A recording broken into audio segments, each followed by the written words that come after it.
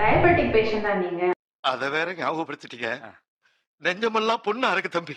இப்போ உங்களுக்கு வர ஒரு காம்ப்ளிகேஷன் தான் இன்னைக்கு நம்ம பார்க்குறோம். அதுதான் வந்து ஃப்ரோசன் ஷோல்டர். ஃப்ரோசன் ஷோல்டர் அப்படின்னா ஷோல்டர் கேப்சூல் வந்து ரொம்ப டைட் ஆகுது. இதனால நம்ம ஷோல்டர்ல வந்து பெயின் அதிகமாகுது, ரேஞ்ச் ஆஃப் மோஷன் ரொம்ப கம்மியாகுது, ஸ்டிஃப்னஸ் அதிகமாகுது. இதுக்கு நீங்க பண்ண வேண்டியது உங்க சுகர் லெவலை கொஞ்சம் மெயின்டைன் பண்ணுங்க. அது கூட நான் சொல்லித்தர எக்ஸசைஸையும் ரெகுலரா ஃபாலோ பண்ணுங்க. ஃபர்ஸ்ட் எக்ஸசைஸ், உங்க ஷோல்டரை ஃபார்வர்டில் நல்லா ஒரு 10 டைம்ஸ், அப்புறம் பேக்வேர்டா ஒரு 10 டைம்ஸ். செகண்ட் எக்ஸசைஸ், உங்க கை ரெண்டையும் நல்லா பின்னாடி கொண்டு போய் டைட் பண்ணிக்கோங்க. டைட் பண்ணிட்டு ஷோல்டரை நல்லா பின்னாடி ஒரு 10 டைம்ஸ். இந்த மாதிரி நல்லா ஸ்ட்ரெச் ஆகுற மாதிரி பண்ணுங்க.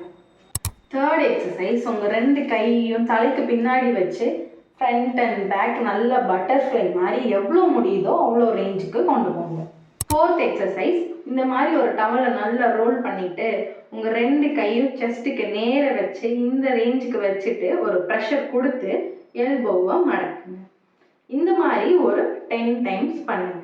ஃபிஃப்த் எக்ஸசைஸ், உங்க கை ரெண்டையும் நல்லா கிராஸ் பண்ணி இந்த மாதிரி செஸ்ட் கிட்ட வச்சு செஸ்ட்ல இருந்து ஷோல்டர், ஷோல்டர்ல இருந்து செஸ்ட், இந்த மாதிரி ஒரு 10 செட்டு பண்ணுங்க.